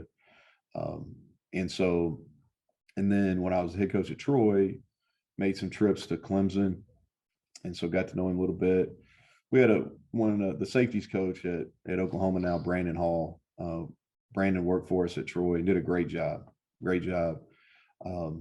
And he was with Brent for a long time, and got to really know how he worked. And so for me, I've got a ton of respect for him. He's got great energy. He's a great recruiter. One of the top defensive minds in the country. He's got the rare ability to be able to coach kids hard and they still like him. That's really difficult. It's a really difficult balance. There's like when you there's a big jump. Anybody, even somebody that's been a high level, elite level coordinator for as long as he is, there's always a little bit of a getting used to being the head coach. But he's been around phenomenal people. There's probably no coach that's been hired in the last 20 years that's more ready than he is. And so I think it's a great hire. He'll do really, really well there. That's my pro OU statement. I like it. Thank you for your service. Yeah. I knew. Hey, listen, all you listeners, before we got on here, I said, all right, I'm game as long as it's not an OU infomercial. So like, it's but I do think I like Venables a lot. I think he's gonna do a really good job, and that's kind of how I see it. Well, I was going to jump back to something on this next question, and you kind of tied something into it there whenever you were talking about Venables, and you said that he's able to coach his players hard, and they still like him. Well, they don't at first, right? They hate him at first because of how hard. Is that personal experience? That's personal experience. It takes a while to climb out of that hole of misery. Okay. So whenever you look at like the transfer stuff that we were talking about earlier, like how hard have you noticed a difference in development? Like, because there used to be, you come in your red shirt, and then, freshman, sophomore, you're kind of developmental. And then as a junior, finally everything clicks. You earn your way on the field.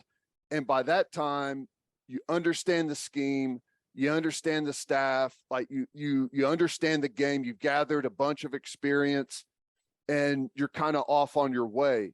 And now it feels like you start off early.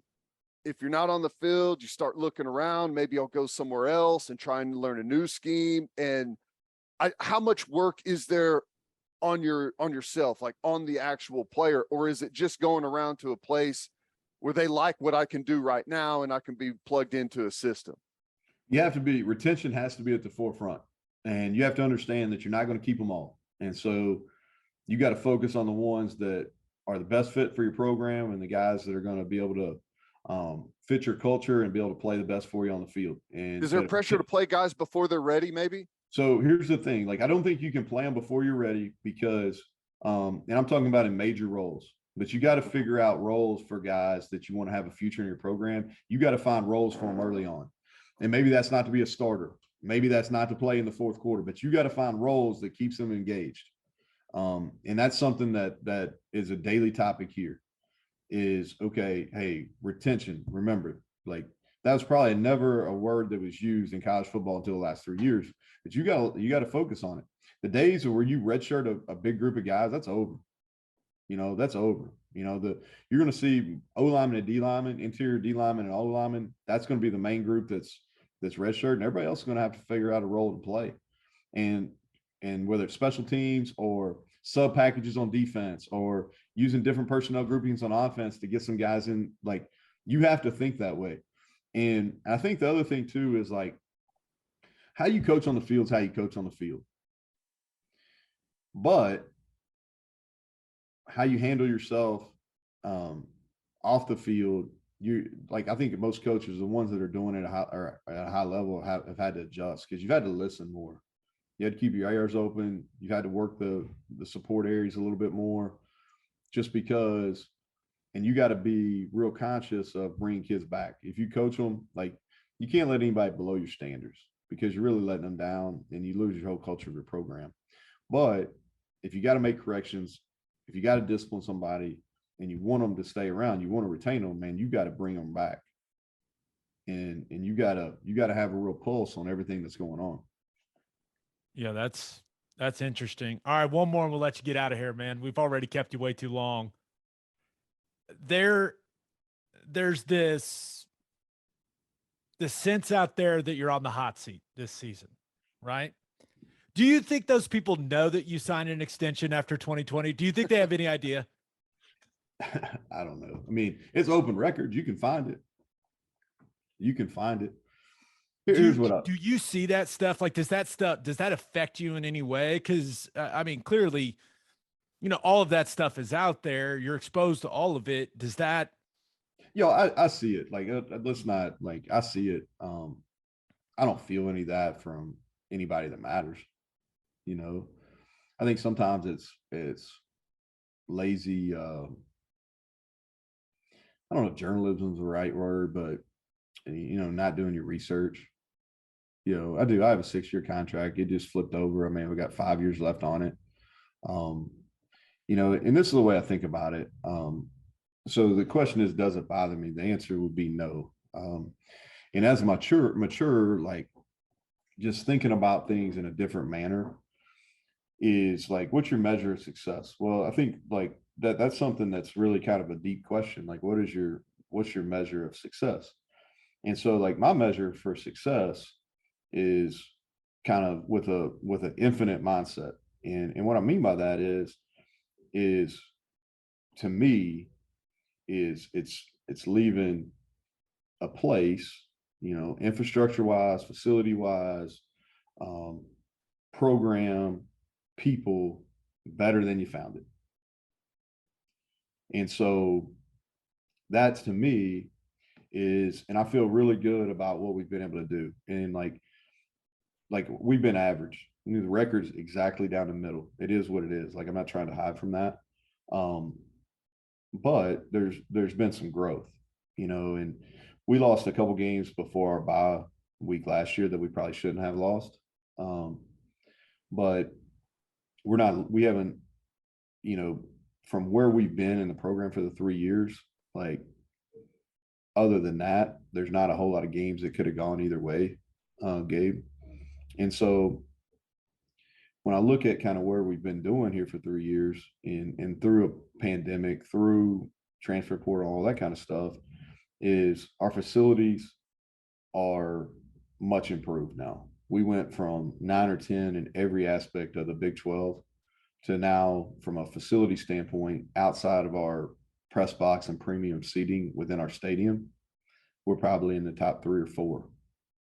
More importantly, the infrastructure of our program, and what I mean is our support areas, is we're 9 or 10 again in everything from a support area standpoint. Now we're in the top, 3 or 4. We're not 1, but what I mean by that is we've got a full-time sports psychologist that's in the building every day. Our academic staff is grown, and especially with learning, people that learning specialists. We've got 2 nutritionists now to serve our program. We've got in the process of hiring an executive chef. We've got a full athletic training staff. We've got a full strength staff. We've got all these recovery opportunities for our student athletes. So the infrastructure in our program after 3 years is just now at a point where we can be considered in the top half of our league for these things, right? And so now it's about going out and being and getting more wins, So do I hear that? Yeah, I hear it. Is it something that keeps me up at night? No. I promise you there's more internal pressure than there is external pressure at all times. But the way I look at it is, again, with that infinite mindset, is, hey, we're going to leave things better than we found it. And there's not a question in my mind that that's going to be the case. Should hire Gabe as a wardrobe specialist. Floral shirts and Rolexes for everyone. Yeah. Hey, you got the Oak City going, huh? Yeah. Let me know if you want some Oklahoma City gear. I can get you as much as you need, man. I just give me good Thunder tickets next time I come in town for softball. That's all I need. Hey, You have my word. I can make that happen. Neal, you're the man. Appreciate the time. And hey, we'll see you November 12th. Guys, appreciate it, man. Y'all have a good one. Man, I won't lie. I'm rooting for Neal Brown. I like him. He's good. It's going to be interesting to see how JT Daniels does. He spoke very highly of him. Talked about like how difficult his road has kind of been, but some of the successes that have been there. So, yeah, if you get Graham Harrell and JT Daniels clicking and he stays healthy, that could be a big offense. They have had offensive problems over the years. Defensively, been pretty good. Offense has been an issue. This could unlock their potential there. Yeah, it'll be interesting. All right, let's finish up with our winners and losers of the week. But first, it's time to get back out on the golf course, people, and there's nothing better to drink on the course than the #1 seltzer in golf, Clubby Seltzers. Clubby Seltzers is an Oklahoma company that is already winning national awards because their product is delicious and it tastes exactly like a club special, but it's a seltzer. They're not just for the golf course either. They're perfect to drink by the pool, after mowing the lawn, whatever. If you haven't tried Clubby Seltzers yet, go grab some. You won't regret it. The variety pack is out. To find a place near you that has Clubbies, visit clubbyseltzers.com. And attention business owners, you need Insurica in your life. Insurica is one of the country's largest insurance brokers with 30 offices throughout Oklahoma, Texas, and the Southwest. Insurica is able to customize programs by accessing the latest information from many insurance carriers. They compare and contrast coverage offerings and pricing in order to design a cost-effective, comprehensive program to meet your business's specific needs. Insurica's clients become best-in-class businesses by working with Insurica's team of advisors to manage risk. Purchasing insurance is only one way to protect your business. Best-in-class businesses win by avoiding loss in the first place. If your business partners with Insurica, you'll save huge amounts of money and take back total cost of risk. I'm an Insurica client, and you should be too. If your business wants to be best in class, connect with Insurica at insurica.com. That's INSURICA.com. Are you looking to buy or sell a house in the OKC metro area? Use the Rinaldo Cloud Group. Stacia Rinaldo and Maddie Cloud are with Sage Sotheby's International Realty. They believe in prompt communication, an honest relationship, and luxury service, and that's exactly what they gave Gabe. They sold a house for Gabe. They found a house for Gabe's brother. They also found a house for Lane Johnson. We can't recommend them enough. You can reach them by calling or texting Stacia at 918-671-6450, or you can contact them on Instagram at @SoldByStacia and @SoldByMaddie_. As always, Ted, kick us off. Who do you have as your winner of the week? I had to go with Tiger Woods. The number came out. Greg Norman verified it in an interview that somewhere between $700 and $800 million was the offer to Tiger Woods to come play in the LIV Golf Tour, which 8 tournaments this year, 14 tournaments next year. Kiss some babies, shake some hands, fly on a badass private jet. Oh, first of all, Tiger's not flying with anyone else, pal. No, I know. He's right. Not getting that community plane. He's going to say, no, thanks. I got my own ride. Don't worry about me. Yeah. His plane keeps that one inside of it, probably. Yeah. $800 million though. To be able to turn down that type of money is you have to be in a amazing position as a person, financially, emotionally, just where you are with your do you have to be so self-confident to be like, no. My legacy's cemented. I don't need $800 million. Right. And it's unfathomable, man. It is. And the easy throwaway is, well, he's already got a ton of money. I don't care how much money you have. Whenever you are, let's face reality, basically done except for maybe like happen to catch lightning in a bottle and play 4 rounds above your head in a major. Like Tiger Woods competitively, he's never going to be a super competitive golfer on the PGA Tour anymore. Too many injuries, too old. So like if you're in that position, look at all the guys that are still in their prime. Dustin Johnson, DeChambeau, Brooks Koepka, these guys have won majors and they're still in their prime years rather, and they're jumping off and taking big paydays. And Tiger's is like 4 times the size of the payday, and he really doesn't have much of a chance to win a major anymore. And he's still turning it down. That's crazy. Not crazy. It's impressive. And I just wish to be that comfortable with where I sit in life to be able to do that. No offense, bud, but I don't think we're going to get there. I think No. if someone's offering 800 mil, we're probably going to take it. But I don't want to go full Lehman conspiracy theory. I have to imagine the PGA Tour has come to some sort of agreement with him behind closed doors, right? I mean, if Tiger Woods, imagine the floodgates that would open for the PGA Tour and their members to leave. If Tiger Woods went to Live Golf, imagine the guys that would follow. So I have to assume that there was some type of negotiation between Tiger Woods and the PGA Tour of like, hey, they're offering me $800 million. What are you going to do for me? Yeah. I've done so much for you. I've done so much for this game. What are you going to do for me? Because I'll be the one that says no thanks, and I'll tell all these other guys to say no. Because the PGA Tour is crazy if they think that a bunch of the players on the tour wouldn't follow if Tiger Woods went there. It's like if he did it, it makes it okay for anyone. Exactly. I'm with you, but I don't know that the PGA Tour has that type of. Once again, just a conspiracy theory. Yeah. They had to have guaranteed him something. The promises were made. I guarantee you that, right? Yeah. I mean, they had to have been.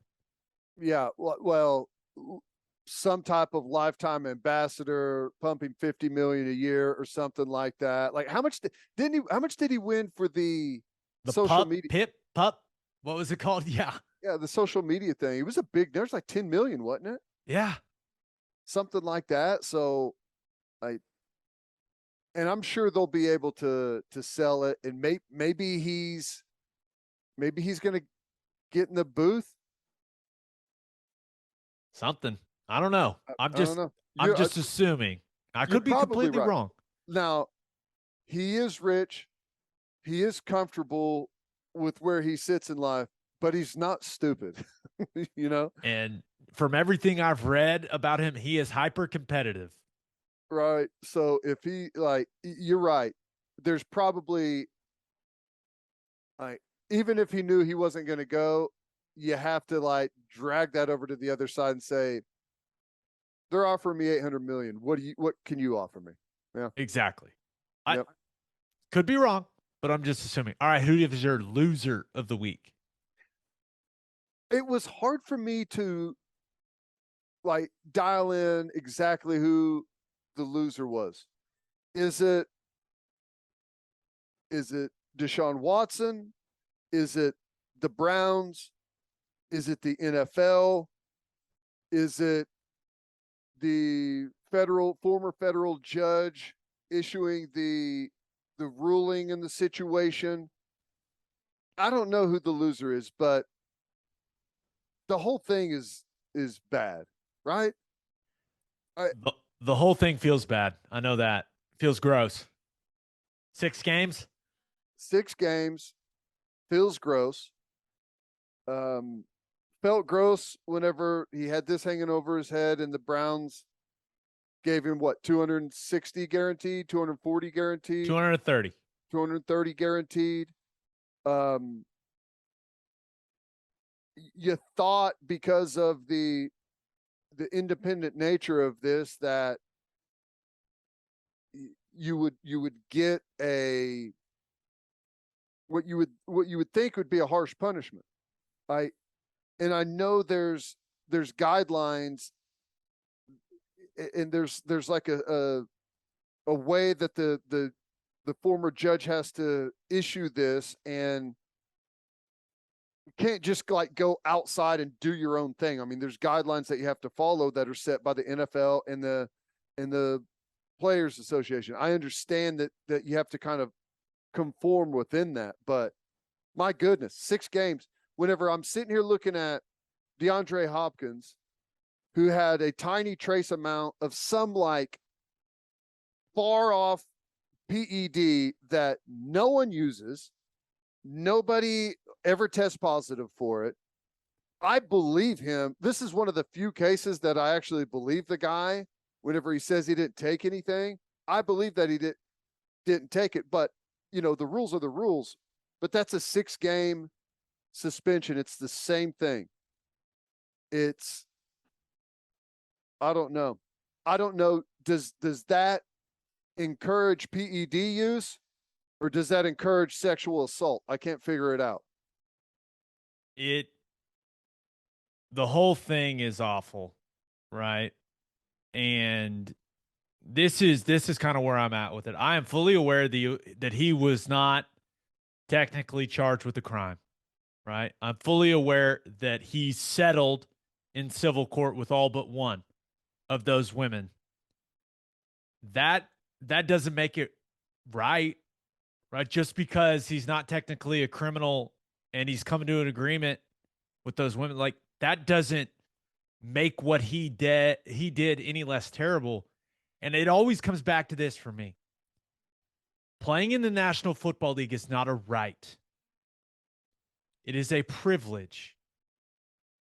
You have to earn that privilege every day by the way you play and the way that you conduct yourself.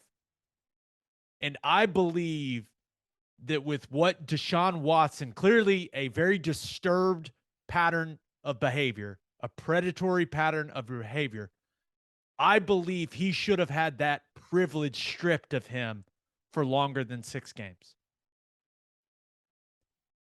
And as we're recording this, maybe it comes out later today that Roger Goodell says it should be 8 or 10, right? With some sort of appeal. I know the PA is not appealing it, but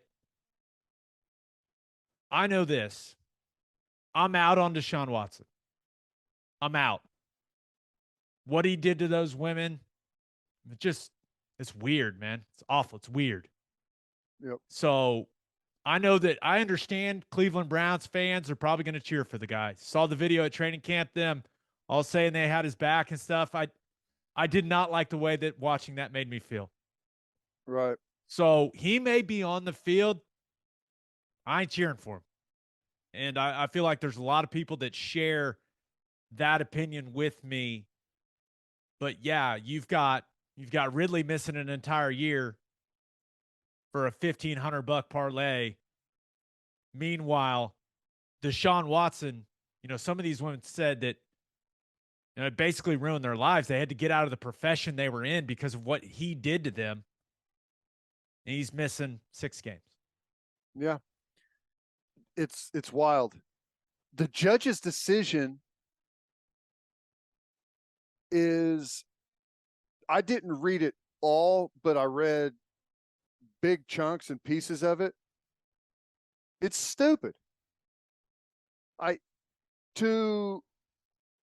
To agree with the NFL on what they accused him of, and then I issue and say that like his past does, like he's got a clean past, like this isn't he hasn't had other issues.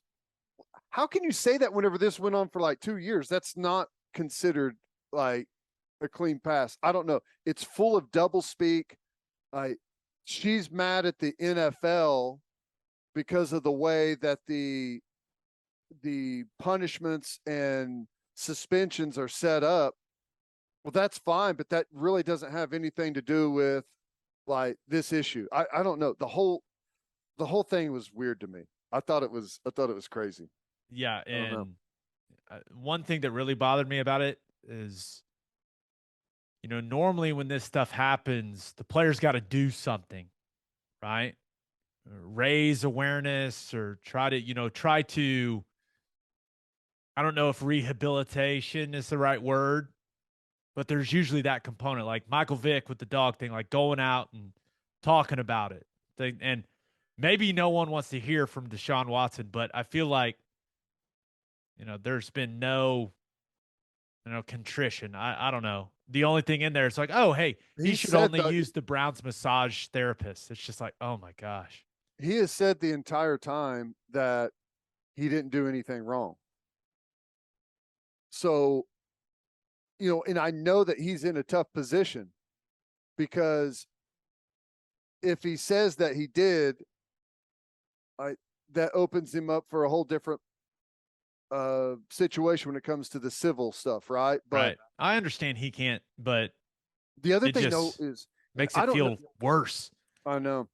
And I don't know if this is how much truth there is to this, but it sounds like if the NFL appeals it, then he's going to get to play right out of the gate while it's in appeal. And he will probably sue the NFL because they're not going with the independent arbitrator or whatever, like that whole route. The something I read like made it sound like if the NFL actually pursues it, like the appeal, Deshaun Watson could end up playing right away and play the whole year. Now, maybe after the appeal, all that stuff makes its way through court, he serves a suspension next year. But it sounds like if they go that route, then he'd be able to play week 1. Not sure if that's totally true, but I read something that was talking about that. Yeah, the only thing about it is I think Goodell could see it as an opportunity because they're going to lose female fans over this, right? I mean, they are. So maybe Goodell views it as an opportunity to maybe show those female fans that this is a big deal. So he counters, with the appeal with something more severe. I don't know, but whole thing is gross, man. It's just gross. Yep, I agree. All right, let's get to my winner and loser. But first, First Fidelity Bank is a full-service financial institution based in Oklahoma with tailored solutions for all your personal and business needs. Checking accounts, saving accounts, home loans, and much more. They do it all. Whether it's online banking from your computer or mobile banking from your phone, everything is stress-free with FFB. Making mobile deposits, paying bills online, and moving money to different accounts could not be easier. First Fidelity Bank provides free ATMs worldwide, making banking convenient wherever you are. They also give back to the community. FFB donates a total of more than $500,000 to local charities and educational foundations. Make your life easier and go bank with First Fidelity Bank. Visit ffb.com for more information. And if you're a whiskey or bourbon drinker, stop what you're doing. Head to your favorite liquor store and buy some Balcones products. You got to grab some of Balcones Lineage Single Malt Whiskey. It was just voted one of the top 20 whiskeys in the world by Whiskey Advocate, and you'll be shocked by how affordable it is. Also, you got to snag some of Balcones Baby Blue Corn Whiskey. It's made from blue corn. That's the fancy corn. And that is why it has won more than 25 awards. Last but certainly not least, you got to buy some of Balcones Pot Still Bourbon. Its big flavors make it the perfect bourbon to drink year-round. Remember in 2012, Balcones Single Malt won the Best in Glass competition, beating brands like Johnny Walker and Macallan. You heard of them? This stuff is the real deal, people. If you love great whiskey and bourbon at a great price, then Balcones products are the only way to go. The whiskey may be made in Texas, but the owners, yes, are from Oklahoma. To find a liquor store that has it, visit balconesdistilling.com. All right, for my winner of the week, Thought about going with San Diego Padres fans. Their team may wear some really ugly jerseys at times. That brown and yellow, they're disgusting. But man, Juan Soto can make anything look good. And now the Nationals, they got a haul for Soto. But now you've got Juan Soto with Fernando Tatis Jr., Manny Machado. San Diego Padres fans have to just be ecstatic right now. Potent lineup for sure.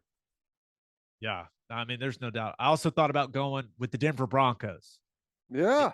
It's got nothing to do with what's going on at training camp. It has everything to do with your guy, Ted Lewis Hamilton, added to the new ownership group there with the Broncos. How about that? Exciting stuff. I think that's cool. That is that's really cool. I've lost track of all the names now that have been added into that ownership group. It's a star-studded group. I'm convinced that this is Denver's play to try to get an F1 race at some point. Oh, that'd be good. The Which Mile would High. be sweet. Yeah, that would be really, really cool. That'd be awesome. But, and my winner of the week, and it's just because, we lost him and you're seeing everyone celebrate his life. Vin Scully passes away at 94. Now, I'm not saying it's a good thing that the man passed away, okay? So him dying is not my winner of the week. Him being celebrated is the reason he's my winner of the week. I hope that's obvious. I just seeing the stuff on Twitter, reading stuff from multiple outlets. The man was just truly great at what he did. An absolute icon in the announcing world. Just an unbelievable ability to weave stories into a broadcast without taking away from what was going on the field. Just the guy had an unbelievable gift for it. And it's just part of so many iconic moments in baseball, so many World Series games that he called. But, you think of Hank Aaron's 715th home run, the Bill Buckner era, right, in 1986, the Kirk Gibson walk-off. That was great. I watched that like 10 times yesterday. So did I. And that's why, and we had it with Bill Russell over the weekend, right? All the stories, all the videos coming out. And now we've got it with Vin Scully. While it sucks that, we're losing these legends, right? It is fun to relive their greatness. And man, the guy was the Dodgers announcer for 67 seasons, Ted. It's crazy. It's insane to even fathom that. It's nuts. I mean, he started with them in Brooklyn, made the move to LA, and was part of that for 67 seasons. And I just watching those videos and reading the stuff that people are putting out there, I don't want to get, too emotional, but it makes me very thankful that I get to work with guys like you and T-Row. Good people that take a ton of pride in what they do, because watching these videos, like your voice, Toby's voice, it in a weird way. I mean, you watch all the Vin Scully stuff, like the announcers end up being a part of history with the team and end up being part of the way that fans remember watching their team. It was just a good reminder reading all those, all these people, talking about the sense of comfort they felt listening to Vin Scully on a call. It was really, really cool. Yeah, you got to think about it. For like the first 50 years, or the first 50 seasons, that was the main way everyone listen. That's how you consumed the sport, was through radio, right? I mean, you didn't have the access to every single game on television every night. So yeah, just a huge part of a lot of people's lives, and playing 162 games a season. The diehard fans, Vin Scully is like the soundtrack of your life, right? During the season, if you're listening to every game, it's like, it's all day, every day, nonstop. Like he's basically pounded into your brain the narration of what you do, and you link all of those moments to those certain periods of your life and where you were, where you lived, and what you were doing, and what it felt like, and it's really cool. Yeah, in baseball, just from what I've heard over the years from play-by-play guys, baseball's hard. Yeah. And he had an unbelievable gift to let the game breathe and not overtalk and all of those things. And just he'll be missed, man. But it was cool getting to see all those people sharing those stories and the memories of him. All right, for my loser of the week, thought about going with the New York Knicks. NBA starting to poke around, looking into them for tampering with the Jalen Brunson free agency. And this one is, I mean, because Leon Rose is the team president for the Knicks, right? He was Jalen Brunson's agent at the start of his career. In fact, he was Jalen Brunson's dad's agent also. And now Jalen Brunson's dad is on the Knicks coaching staff. Can it really be tampering if you're talking to your dad? I mean, that seems a bit of a stretch, but they are looking into it. And hey, if they do get punished, at least they got the guy that they were tampering with, right? They signed him. It's good. So it seems silly though. It is silly. Of all of the times whenever we know that there's tampering going on, this is the one that you choose to like publicly like go after. It's so weird. This has Cuban written all over it. I bet you he's just raising hell with the league office, He's calling every day. That's funny. But my loser of the week is a team that tampered but didn't get either of the guys. I'm going with the Miami Dolphins, man. What are we doing? If you tamper, you better at least get one of the two guys. And they didn't get Tom Brady or Sean Payton. And so the NFL investigation into that found that they violated the anti-tampering rule 3 times in, I believe, a 4-year period, twice with Brady, once when he was with the Patriots, another time when he was with the Bucks. And then they were talking to Sean Payton's agent while he was still with the Saints. So they were tampering their asses off, and the punishment, they lose their 2023 first-round pick. They lose another third-round pick in 2024. The owner was fined $1.5 million, which is nothing for that guy. And he's got to serve a suspension through the middle of October. But, yeah, other than that, the Dolphins, what are you guys doing, man? Oh, you're telling me his suspension is longer than Deshaun Watson's? Oh, okay. Ooh.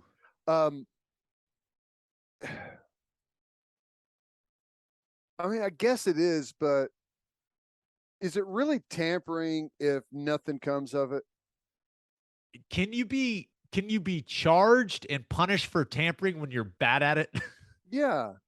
It's like if you cheat and lose, is it really do you really need to be punished? I don't know. I guess. But if the Astros would have lost that World Series, would people be super mad still? Yeah, probably. Well, maybe. I don't know. It's weird, but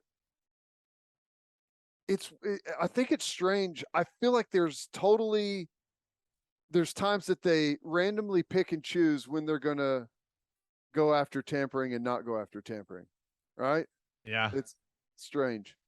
Yeah, I think the fact that it has to do with Tom Brady certainly brought more attention to it, and no punishment for Brady or for Peyton. And I couldn't imagine what the reaction would be if they would have like fined Brady or something for this. It would have been, I mean, because the Goodell versus Brady thing is still very much a thing. So that would have been awfully interesting. But unfortunately, out of the investigation, I mean, unfortunately for Brian Flores, is what I should say.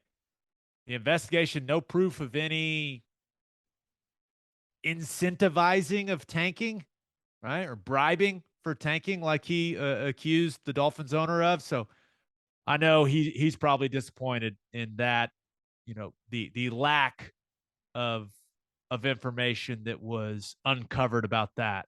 in that investigation. Yeah, well, I mean, it's simple. Like, I doubt there's a big string of emails saying, "Hey, you should lose this one." 100,000 for every time you lose. Right. It's interesting though. The unprecedented scope and severity of the tampering. Yeah, that's what Goodell said. That's a quote.